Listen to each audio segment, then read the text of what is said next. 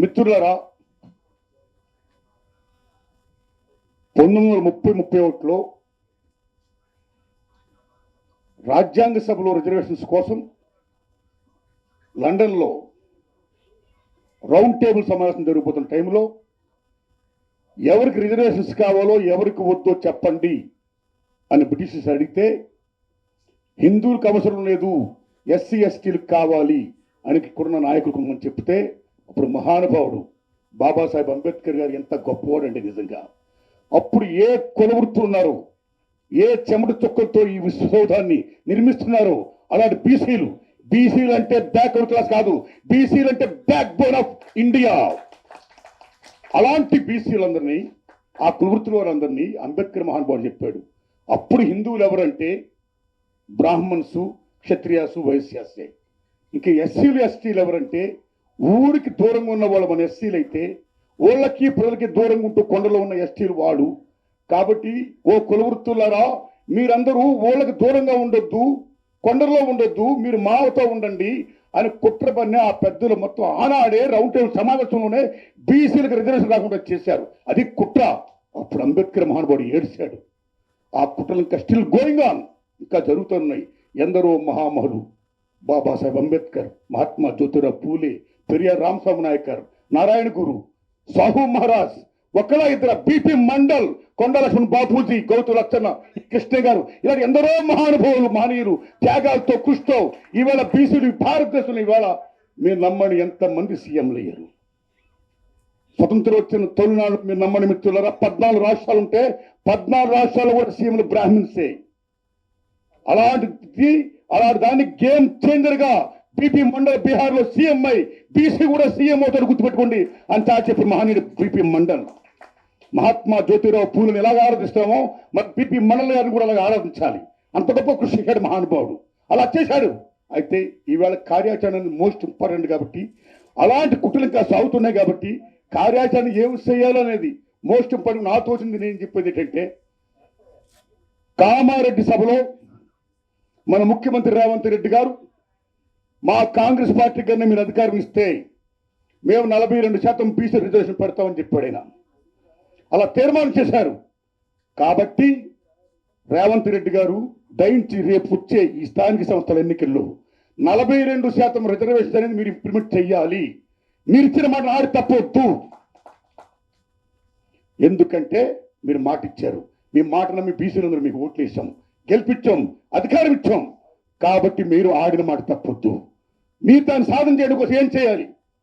ఆ రోజుల్లో తమిళనాడులో విభజన ముమ్మని జరగడమే కాదు, 69% రిజర్వేషన్స్ ని జయలలిత చెన్నై నుంచి ఢిల్లీ వెళ్లి పివి నరసింహారావు ముఖ్యమంత్రి గారు ఆయన పట్టుకొని 9వ షెడ్యూల్లో జాయిన్ చేసి 69% బీసీ హక్కుల్ని సాధించారు. అలా మీరు సాధించండి, తీసుకొని వెళ్ళండి. ఈ నాయకుల్ని, ఈ ఎంపీల్ని, ఎమ్మెల్యేని, బీసీ నాయకులు, మొత్తం కమిషనర్ని అందరూ కూడా CM, prime minister of India దగ్గర తీసుకుని వెళ్ళండి. మీరు నరేంద్ర మోడీ గారు తీసుకుని వెళ్ళండి. తీసుకుని వెళ్ళడమే కాదు, 45% మీరు రిజర్వేషన్ ఇప్పించండి అని వాదించండి, చెప్పండి, చెయ్యండి. అలా చేసినాడు నిజంగా వాళ్ళు ఇవ్వాలి. అప్పుడు ఇవ్వకపోతే రాజీనామా చేయండి సార్, రాజీనామా చేయండి. అదో అధికారం వద్దు, మాకేమొద్దు. ఎవరైతే తెలంగాణ వాదం మీద, ఎవరైతే బీసీల వాదం మీద ఎమ్మెల్యేలు, ఎంపీలు అయ్యారో అందరూ కూడా రాజీనామా చేసి సాధించండి అనుకున్నది. లేదా మేము అలా కాదు, మేము ఎన్నికలు నిర్వహిస్తుంటే మీరందరూ బాయ్కాట్ చేయండి, ఎన్నికలు బహిష్కరించండి. We don't want these sort of ఎన్నికలు. మాకు మా హక్కులు కావాలి, మాకు మా 42% రిజర్వేషన్ కావాలి అని చెయ్యండి. ఇందా కృష్ణ గారు మాట్లాడుతూ నరేంద్ర మోడీ గారిని మేము మా కలిసాం అని చెప్పారు. ఆయన ఉద్యమంలో భాగంలో, పనిలో భాగంగా కలిసినప్పుడు మీరు మాకు రిజర్వేషన్స్ కల్పించాలని చెప్పినప్పుడు అంబేద్కర్ని గుర్తుపెట్టుకున్నట్టే మిమ్మల్ని గుర్తుపెట్టుకుంటాం, మీరు కన్నా రిజర్వేషన్ అమలు చేస్తే అని చెప్పాడు ఈసారి ఆయన. దాన్ని నరేంద్ర మోడీ గారు ఏమన్నారండి? గడబడి చేయమన్నాడు ఆయన. ఏం గడబడి చేయాలి? ఏం గడబడి చేస్తే 6% ఉన్న ఈబీసీలకు, ఎకనామిక్ బ్యాక్వర్డ్ పీపుల్కి, అగ్రవర్ణాల వారికి మీరు 10% రిజర్వేషన్ ఇచ్చారు. ఎవరైనా ఆందోళన చేశారా? ఏమైనా రోడ్డు ఎక్కారా? ఏమైనా బంధువులు చేశారా? ఏమైనా ఆందోళనలు, హత్యలు చేశారా? ఏం చేయలేదే. ఏమి చేయకుండా మీరు ఇచ్చారు కదా 10% రిజర్వేషన్ పాయింట్. 58% ఉన్న ఈ బీసీలకి ఏ అన్యాయం చేశారండి మీరు? 48% ఇవ్వడానికి ఇవ్వండి. మీరు ధర్మం కాదు.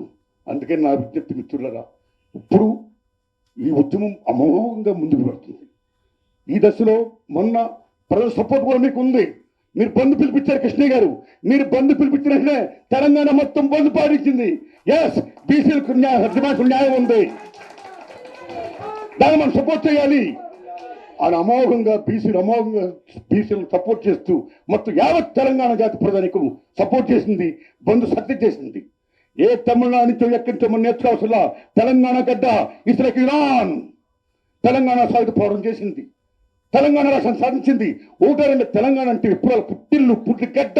అలా తెలంగాణలో ఇవాళ బీసీల కోసం కూడా అమోఘమైన ఉద్యమం చేసి మన రిజర్వేషన్ మీరు సాధించాలని, ఆ పరంగా మీరు వెళ్ళాలని, ఆ దశలో భాగంగా ఒక యాదవ్ బీసీయో, ఓ గౌడ బీసీయో, ఓ పద్మశాలి బీసీయో, ఓ మున్నూరుగా బీసీయో, ఓ ముదిరాజ్ బీసీయో, ఒక నాయి బ్రాహ్మణ్ బీసీయో, ఓ చాకల్ బీసీ అని బీసీలు కాకుండా మనందరం బీసీలమే అని ఒక్క తాటి మీదకి రండి, మీ సత్తా చూపించండి. ఓట్లు మావి, సీట్లు మీవా, ఇంకా నాయకుబాయి చలదు. ఓట్లు మావే, సీట్లు మావే అని నిరూపించండి. దానికోసం ఫైట్ చేసి ఐక్యత ఐక్యత ఐక్యత ఐక్యతతో ముందుకెళ్ళండి. లేకపోతే ఎలా ఉంటే ఏడు ఇరిచేస్తాడని పిడికిలు బిగించండి. పోరాడితే పోయేది లేదు, బానిసంగా తప్ప. పోరాడితే వచ్చేది మనం బీసీల ఐక్యతతో పాటు మన యొక్క హక్కుల రైట్స్ పోరాడడం తప్ప. పోరాడండి, ఐక్యతతో ఉండండి. ఇదే నా విజ్ఞప్తి. Thanks a lot.